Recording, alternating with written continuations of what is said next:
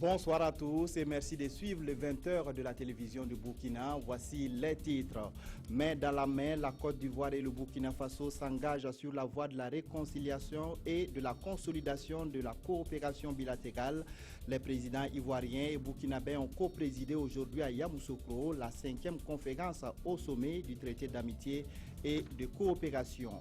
Réunion de la famille Burkina en Côte d'Ivoire en marge des travaux du traité d'amitié et de coopération. Le président du Faso s'est entretenu avec les Burkinabés résidant en terre d'Eburni. Les échanges ont surtout porté sur la situation socio-politique du Burkina et le vote des Burkinabés de l'étranger. Le Sinatic monte au créneau pour l'amélioration des conditions de vie et de travail des agents des médias publics. L'Assemblée générale tenue hier a décidé de l'organisation d'un sit-in et d'une grève pour la satisfaction de la plateforme revendicative. Et puis, c'est une première dans l'histoire des États-Unis. Une femme va briguer la magistrature suprême. La Convention démocrate a porté son choix sur Hillary Clinton. Elle fera face à Donald Trump pour la succession de Barack Obama à la Maison-Blanche. La 5e conférence du traité d'amitié et de coopération s'est tenue ce matin à Yamoussoukro. Les deux chefs d'État ont réaffirmé leur volonté de consolider les liens de fraternité et de coopération qui existent entre les deux pays. La rencontre a permis de plancher sur les 12 projets d'accord, le renforcement de la sécurité, la construction de l'autoroute Abidjan-Ouaga, la réhabilitation du chemin de fer et la construction d'un pipeline sont les projets phares de ces accords. Le point avec Gérard Sommet et Jérémy Sié-Koulibaly.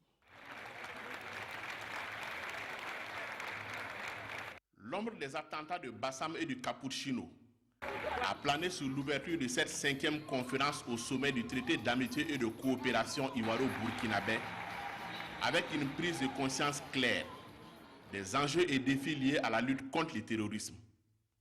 Face à la généralisation des actes terroristes, nous devons conférer à notre traité un volet de coopération sécuritaire renforcé et performant et œuvrer au renforcement des outils régionaux de sécurité collective. Nous devons également approfondir les échanges en matière de renseignement et doter nos pays et notre sous-région de capacités de réaction et d'intervention rapide. Les récentes attaques terroristes survenues le 15 janvier 2016 au Burkina Faso et le 13 mars 2016 en Côte d'Ivoire nous rappellent l'urgente nécessité de mettre en commun nos efforts et nos moyens pour répondre efficacement aux aspirations légitimes de nos peuples à la paix, à la sécurité, à la liberté et au progrès. Au-delà de la question sécuritaire, la construction d'un espace de prospérité partagé, selon les mots du président Ouattara, repose sur la réalisation de grands projets structurants déjà identifiés, mais pas seulement. Je voudrais exprimer ma disponibilité à examiner les questions qui restent en suspens et prendre de concert avec mon frère, le président Kaboré, les décisions qui nous permettront d'atteindre les objectifs que nous nous sommes fixés. La reprise du TAC est saluée par les présidents Ouattara et Kaboré. Pour le président du Faso, cette coopération doit aller au-delà des régimes politiques. Excellence, Monsieur le Président, l'amitié et la coopération entre la Côte d'Ivoire et le Burkina Faso ont survécu à nos prédécesseurs et il ne fait aucun doute qu'elles nous survivront aussi. Ensemble, nous saurons relever les défis d'une coopération exemplaire entre les peuples burkinabés et ivoiriens. 12 accords, déjà validés par les experts et par le Conseil conjoint de gouvernement, sont au menu de ce sommet des chefs d'État qui ne cachent pas leur volonté d'aller de l'avant dans l'amitié et la coopération entre les deux pays. Et puis, le président du Faso a regagné Ouagadougou ce soir même. À son arrivée, il a fait le point de sa participation à la 5e conférence au sommet du traité d'amitié et de coopération. Nous écoutons le président du Faso. Nous avons signé au cours également de cette rencontre sur le traité d'amitié et de coopération 13 accords entre la Côte d'Ivoire et le Burkina Faso, accords qui ont trait aussi bien au transport aérien, au chemin de fer, que également à la route et bientôt à la construction donc, du poste juxtaposé entre nos deux frontières donc, pour favoriser la circulation dans le corridor entre le Burkina Faso et la Côte d'Ivoire. Nous avons signé des accords également au plan technique, au plan scientifique, avec les universités et le CNRST. Et je dois dire de façon globale que ça a été une rencontre positive qui a posé les bases, en tout cas, de renforcement de la coopération entre nos deux pays, entre nos deux peuples et entre les deux gouvernements. Et pour parler des relations entre la Côte d'Ivoire et le Burkina Faso, nous recevons Pierre Claver-Ien, maître de recherche en histoire des relations internationales au CNRST. Bonsoir, docteur. Bonsoir, M. Sagnon. Alors, on le sait, les relations entre la Côte d'Ivoire et le Burkina Faso ont été ces dernières années marquées donc, par des problèmes judiciaires. Est-ce que ces relations ont toujours été marquées par des moments de tension et des moments de rapprochement? Pardon. Oui, merci. Je voudrais dire que l'histoire des relations entre la Côte d'Ivoire et le Burkina Faso est celle d'un couple. À l'intérieur de la vie d'un couple, il y a quelquefois, bon, c'est le parfait mariage, mais par moments aussi, il peut y avoir des tensions, quelques tensions. C'est dit que ces relations ont été par moments excellentes et quelquefois un peu moins en fonction des contextes politiques et même géopolitiques parfois. Et de mémoire, je pense que les relations ont été excellentes sous la Première République, donc avec Maurice Emeogo, et sous la Quatrième République, donc avec le président Blaise Compaoré. Elles ont été moins bonnes, par exemple, sous le comité militaire de répression pour le progrès national, le colonel Césaire-Beau, qui avait institué, on se souvient, de laisser passer pour les Burkinabés voulant se rendre pour travailler en Côte d'Ivoire. Ces relations étaient un peu agitées, par moments, en tout cas sous la révolution démocratique et populaire, avec le capitaine Thomas Sankara. Et comme vous le dites, après les processus de transition, pendant les processus de transition, on a connu des tensions entre les deux pays. Et pour vous dire que oui, ces relations ont évolué en temps d'ici, mais de mémoire d'historien, il n'y a jamais eu de rupture. Il n'y a jamais eu de divorce dans ce couple que j'évoquais tantôt. Justement, est-ce que les deux pays, vous avez tantôt parlé de mariage, mariage parfait, est-ce que les deux pays peuvent se permettre d'aller au divorce? Je veux dire tout net qu'un homme bien pensant qui dit burkinabé embrasse forcément les Ivoiriens au regard de la trajectoire historique parcourue par ces deux peuples. Parce que, justement, on oublie souvent, de part et d'autre, que le Burkina Faso d'aujourd'hui et la Côte d'Ivoire ont été à l'origine des créations coloniales qui ont dessiné la frontière artificielle de la Liraba et pour séparer en réalité deux peuples, enfin des peuples qui étaient entremêlés, qui appartenaient à des mêmes royaumes ou à des mêmes groupes ethniques. Et le colonisateur s'est rendu compte très rapidement que le développement du Burkina Faso actuel et de la Côte d'Ivoire c'est pas séparable. C'est la raison pour laquelle, lorsque, en 1932, la Haute-Volta a été supprimée, la majeure partie du territoire et l'immense majorité des populations ont été rattachées à la Côte d'Ivoire. Et ça veut dire que durant 15 années, une génération, il n'y avait pas de différence entre Ivoiriens et Burkinabés.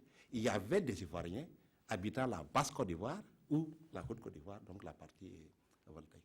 Et c'est pour cela, après la reconstitution et surtout après l'accession des pays à souveraineté nationale, les 5 et 7, Burkina Faso et la Côte d'Ivoire, août 1960, et les pères fondateurs des nations, comme on les appelle, ont senti la nécessité de créer donc, le Conseil de l'entente pour permettre à ces pays de cultiver une sorte de coprospérité, donc tout à fait indispensable. Alors aujourd'hui, on parle de TAC. Vous avez suivi les reportages sur cette collaboration, cette coopération entre les deux pays. Est-ce que, en tant qu'historien, vous croyez donc à la réalisation des différents projets de CETAC. On parle de l'autoroute Abidjan-Ouaga, on parle de la réhabilitation du chemin de fer, on parle d'un projet de pipeline. Est-ce que ces projets verront le jour un jour selon vous?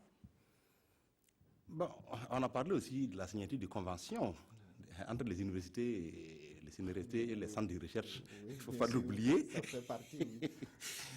Bon, quand vous dites en tant qu'historien, bon, là, je ne suis pas un féticheur. Mais pour dire les choses d'avance, mais je me dis que c'est un défi. C'est un défi qui est lancé aux dirigeants donc des deux peuples et qu'ils ont obligation de relever. Et vous les avez énumérés. Il y va vraiment du développement harmonieux des deux peuples. Et je pense qu'il y a une dialectique entre l'homme et l'histoire. Les hommes, c'est l'histoire qui fabrique. Les hommes font l'histoire, mais l'histoire arrive à fabriquer aussi les hommes. Et les peuples regardent les dirigeants. Donc je pense que c'est un défi. Moi, j'appelle la réalisation de ces défis-là, de tous mes voeux. Il n'y a pas de raison que je sois pessimiste. C'est un défi à relever à tout point de vue. Je crois, par nature, je suis assez optimiste. Et c'est quand je suis démenti par les faits que bon, j'en tire les conséquences. Alors je crois que les peuples, les dirigeants ne vont pas quand même s'amuser avec les aspirations légitimes des peuples qui les ont mis devant pour les diriger. Merci à vous, docteur. Je rappelle donc que nous recevions Pierre Claver, maître de recherche en histoire des relations internationales au CNRST. Et avec lui, il a été question donc des relations entre la Côte d'Ivoire et le Burkina Faso. La suite du journal arrivé en Côte d'Ivoire hier, le président du Faso a rencontré la communauté burkinabé vivant dans ce pays. La réconciliation, la justice et le vote des Burkinabés de l'étranger ont été les principaux points abordés lors de cette rencontre. Le point avec Mokhtar Ouedraogo et Nyarki Teda. Longtemps attendus, les Burkinabés de Côte d'Ivoire peuvent enfin s'offrir le plaisir d'échanger avec le président du Faso. Au menu des échanges, les sujets sensibles du moment. En tête, les questions de la justice, avec les crimes de sang et les crimes économiques restés toujours impunis. Nous devons travailler à ce que nul ne soit au-dessus de la loi. Tous ceux qui ont fauté, tous ceux qui ont posé des actes qui vont à l'encontre des intérêts du peuple burkinabé devront répondre devant les juridictions de leur pays. Loin de la mère patrie, certes, mais la diaspora burkinabé en Côte d'Ivoire attache du prix à la réconciliation nationale. La réconciliation pour nous, ça a des conditions. La première des conditions, c'est la vérité. La deuxième des conditions, c'est la justice. Et la troisième des conditions, c'est la réconciliation. On ne peut pas se réconcilier sur quelque chose que quelqu'un ne reconnaît pas. Les Burkinabés de Côte d'Ivoire ne souhaitent plus entendre parler du report du vote des Burkinabés de l'extérieur. Là-dessus, le président du Faso rassure. Je peux vous donner l'assurance que ce gouvernement-là fera en sorte qu'en 2020, partout où il y a des Burkinabés, ils puissent participer à l'élection du futur président du Faso. Les questions foncières ont été également posées avec le déguerpissement de producteurs burkinabés dans plusieurs zones de plantation, dont le cas le plus patent est celui du Mont Peko. Là, le président promet de discuter avec les autorités ivoiriennes pour que les populations vivent toujours dans l'amitié, la fraternité et la solidarité. J'aimerais que ça se multiplie, ces genres de rencontres, pour qu'en direct, il entende ce que le peuple dit. Parce que quand quelqu'un va rapporter avec ce que tu as entendu, ce n'est pas la même chose. Ces réponses, les questions que nous avons posées, nous sommes satisfaits de ces réponses, mais nous entendons voir. Avant de quitter ses compatriotes, promesse a été faite que de telles initiatives vont se poursuivre en vue de garder le contact permanent avec l'ensemble de la diaspora. La Côte d'Ivoire est l'un des premiers partenaires économiques du Burkina Faso. De nombreux opérateurs économiques et hommes d'affaires burkinabés y sont installés. Le président du Faso les a rencontrés. Le point avec Mokhtar Ouedraogo et Nyarki Teda. Il faut investir au pays, c'est l'essentiel du message que le président du Faso a livré aux hommes d'affaires burkinabés résidant en Côte d'Ivoire. Pour Okumal Christian Kaboré, le Burkina Faso leur offre beaucoup d'opportunités de réussite sur place au Faso. Que ce soit dans les secteurs sociaux, construction d'hôpitaux, construction d'écoles, construction de CSPS, bâtiments de façon générale, que ce soit sur le plan de l'agriculture, que ce soit sur le plan de la création des petites et moyennes entreprises de transformation. Tout ça, c'est des secteurs qui sont ouverts. Pour y arriver, le président Kaboré leur recommande une meilleure organisation pour jouer le rôle qui est le leur. Avec environ 2000 opérateurs économiques sur place en Côte d'Ivoire, les hommes d'affaires burkinabés de ces pays ont pris l'engagement de se rendre au Burkina Faso pour mieux connaître l'environnement pour des investissements porteurs de croissance. Mais cette problématique des opérateurs économiques qui ont un souci d'organisation, c'est ce à quoi d'ailleurs la Chambre de commerce s'attelle pour les organiser et pour les permettre d'aller ensemble vers l'État et servir en ce moment, et que la Chambre de commerce serve d'interface, comme on le fait au pays. Ce sont des opérateurs économiques désormais convaincus qu'un vent nouveau souffle sur le Burkina et ont promis d'apporter leur contribution dans les investissements. Assurance leur a été donnée par le président du Faso de mettre sur pied un forum des hommes d'affaires. La relance des activités économiques entre la Côte d'Ivoire et le Burkina Faso, un vœu cher aux commerçantes des produits alimentaires en provenance de la Côte d'Ivoire, installées à proximité de la gare ferroviaire de Bobo-Dioulasso. Elles espèrent que les conclusions du TAC 5 vont permettre l'intensification des échanges commerciaux. Idrissa Warga, Moussa Sano. Gare ferroviaire de Bobo-Dioulasso. Les activités économiques tournent ici au ralenti. En cause, la faible densité du trafic ferroviaire et la situation en Côte d'Ivoire. C'est serré Cécile Poda vend de l'eau et des jus sur cette place de la gare depuis 2005. C'est très lent. C'est très lent, ça ne marche pas. Rien ne marche actuellement. Ce n'est pas comme avant. Voilà. Dans les années 2005 jusqu'à 2010, 11, 2016, là, on a senti que vraiment rien ne bouge. Rien ne bouge. Non loin de cette place de la gare ferroviaire de Bobo-Dioulasso, des dizaines de femmes, des vendeuses de produits alimentaires en provenance de la Côte d'Ivoire peinent aussi à faire de bonnes affaires. Avant, quand le train arrivait, on gagnait facilement les produits et à bon prix. Aujourd'hui, ce n'est plus le cas. On est obligé de vendre cher. Les clients se plaignent. Ce n'est pas notre faute aussi.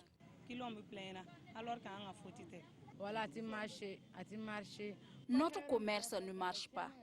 Nos produits finissent par pourrir, ce qui constitue une grosse perte pour nous. Or, nous ne pouvons pas baisser les prix aussi comme ça. Pour ces vendeuses de Bobo-Dioulasso, l'amélioration de leur situation reste assujettie à une densification du trafic ferroviaire et à l'état des relations entre les deux pays, la Côte d'Ivoire et le Burkina.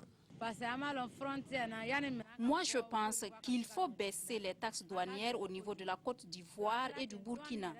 Ainsi, les commerçants pourront acquérir les produits moins chers et ils pourront également les vendre moins cher. Notre souhait est que vraiment ça aille entre les deux pays, les choses aillent ensemble. Quand ça marche, nous aussi, on en profite. Sans l'entente entre les deux pays, ce sera difficile pour nous les femmes qui vendons ici de pouvoir gagner des bénéfices et de pouvoir subvenir aux besoins de nos familles. Avec le 5e TAC, le traité d'amitié et de coopération entre la Côte d'Ivoire et le Burkina, dont les travaux se tiennent en ce moment à Yamoussoukro, les vendeurs de la gare ferroviaire de Bobo-Dioulasso et des environnants espèrent que des solutions seront trouvées à leurs problèmes. En attendant, les clients, eux, continuent de souffrir de la cherté des produits. Le SYNATIC, le syndicat autonome des travailleurs de l'information et de la culture, veut la satisfaction de sa plateforme revendicative. Un sitting et suivi d'une grève seront organisés dans les prochains jours. Les conditions de vie et de travail dans les médias publics et privés ont été décriées par les travailleurs réunis hier à la Bourse du Travail pour une assemblée générale. Maxime Zongo. Les travailleurs de l'information et de la culture ne sont pas contents de leurs conditions de vie et de travail. Impatients devant la lenteur des autorités à trouver des solutions à leurs préoccupations, ils ont décidé de se faire entendre. Quand on parle de conditions de vie et de travail des hommes et femmes de médias, ce n'est pas vraiment enviable, aussi bien dans le public que dans le privé. On a décidé d'engager un certain nombre d'actions pour attirer l'attention des autorités sur la nécessité vraiment de résoudre ces problèmes-là. Du contenu de la plateforme revendicative, on retient entre autres la reconstitution des carrières, l'application des textes adoptés et qui dorment dans les tiroirs, l'arrêt des intimidations et des pressions de toutes sortes.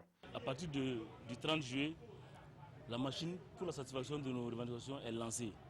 Il y aura des conférences de presse, il y aura des actions fortes, des sittings à la grève, en passant par d'autres manifestations, dont nous ne pouvons pas parler de façon publique, puisqu'il faut quand même peaufiner, il faut aller à la rencontre des bases. Bobo, Gawa, Fada, Koudougou, Douri, bref, toutes les grandes villes du Burkina où il y a des hommes et des femmes de médias, le syndicat compte aller les rencontrer et sonner la mobilisation.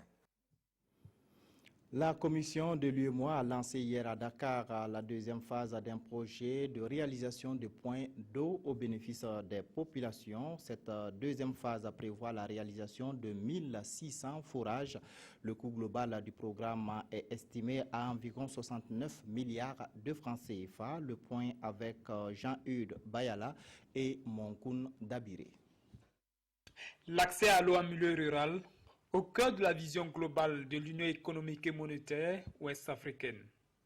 La commission de l'UEMOA veut amorcer l'extension de son programme régional d'hydraulique et d'assainissement dans les 8 pays membres. Pour le président du Conseil des ministres en charge de l'eau de l'UEMOA, Mansour Faye, cette deuxième phase se veut exceptionnelle tant dans son envergure que dans son financement. Le coût global du programme est de 136,8 millions de dollars des États-Unis. Ce financement ainsi acquis permettra de réaliser 940 forages équipés de pompes à motricité humaine, 209 mini-adductions d'eau solaire thermique ou électrique, 19 250 latrines privées et 720 latrines publiques. Le programme va coûter à l'Union environ 69 milliards de francs CFA et couvre la période 2016-2019. Pour son financement, la BID, la Banque islamique de développement, met sur la table une enveloppe de 87,5 millions de dollars, soit environ 44 milliards de francs CFA. Pour la BID, ce programme régional est en parfaite adéquation avec sa vision globale, car la disponibilité de l'eau en quantité et en qualité participe à l'amélioration du cadre de vie des populations et par conséquent à la restauration de leur dignité et du renforcement de leur résilience. Au cours de cette rencontre qui se tient dans la capitale sénégalaise, les ministres en charge de l'eau de l'UEMOA vont faire l'état d'exécution technique du programme dans tous les États membres. Une rencontre interministérielle pour préparer la 11e édition du FERCIT, le Forum national de la recherche scientifique et des innovations technologiques.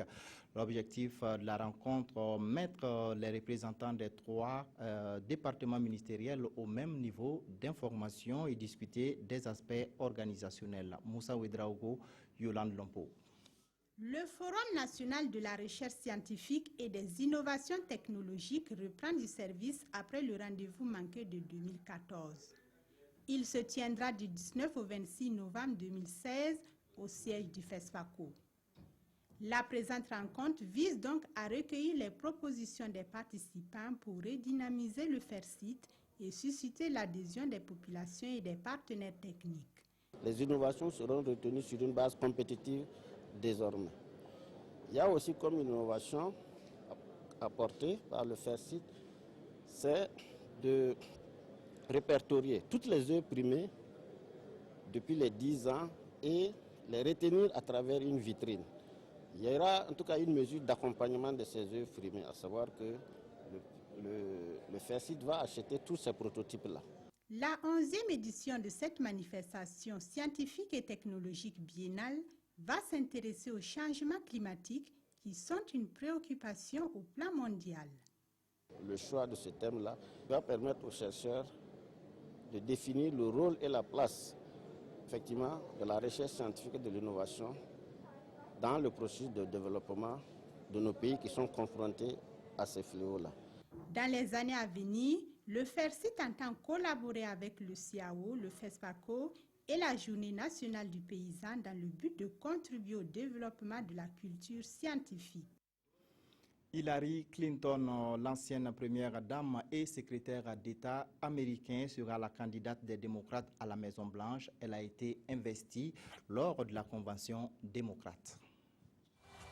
C'est le dernier acte de la convention démocrate. Hillary Clinton sur scène, venue officiellement accepter l'investiture démocrate dans la course à la Maison-Blanche.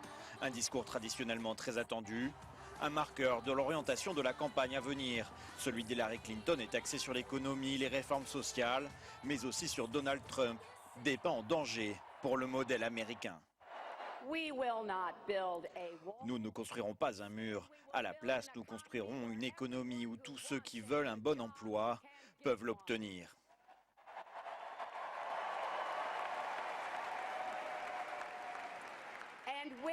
Et nous édifierons un chemin vers la citoyenneté pour des millions d'immigrants qui contribuent déjà à notre économie.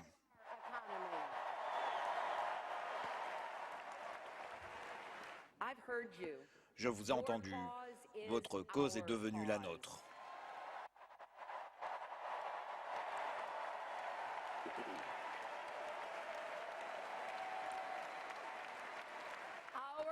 Notre pays a besoin de vos idées, de votre énergie et votre passion. C'est la seule manière possible de transformer notre plateforme progressiste en un réel changement pour les États-Unis. Un appel du pied très clair aux électeurs qui ont supporté Bernie Sanders durant les primaires. D'autant que malgré le ralliement du sénateur du Vermont, nombre de ses soutiens restent opposés à Hillary Clinton. Il faudra néanmoins les séduire pour gagner. D'après les derniers sondages, l'ancienne secrétaire d'État est désormais au coude à coude avec Donald Trump. Les quotidiens se sont principalement intéressés au TAC, le traité d'amitié et de coopération ivoiro-burkinabé. La revue de presse est avec Aimé Solange Guigma. En question dans les quotidiens du jour, le 5e sommet du traité d'amitié et de coopération entre le Burkina et la Côte d'Ivoire. L'observateur Palga nous informe que c'est aujourd'hui, dans la capitale politique ivoirienne, que s'ouvre le 5e sommet du TAC entre les pays de Félix Houphouët-Boigny et de Maurice Yamoyogo. Pour ce journal, le vaisseau ivoiro-burkinabé a beau tanguer, il ne sombrera jamais. Et pour preuve, l'instauration par les deux chefs d'État de ce traité d'amitié. Il s'agit là d'un sommet de la normalisation, indique le pays, qui va consister à recoller les morceaux d'une relation mise à rude épreuve par les vicissitudes de l'histoire dans l'optique de la rendre plus stable et plus durable au profit des deux nations. C'est donc une nouvelle dynamique de coopération bilatérale qui est en marche, nous confie aujourd'hui au Faso. Sidoya dira que c'est une fraternité retrouvée. Le journal de tous les Burkinabés nous explique que selon le Premier ministre ivoirien, les deux pays ont le devoir et la responsabilité de construire une relation stable et durable qui doit avant tout reposer sur la fraternité et la confiance réciproque. Si la satisfaction est légitime, dixit le Premier ministre burkinabé, nous nous devons de redoubler d'efforts et de détermination pour conduire à terme les multiples chantiers ouverts dans le cadre de ce traité.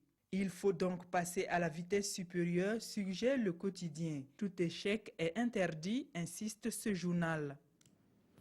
C'est tout pour cette édition. Merci de votre fidélité.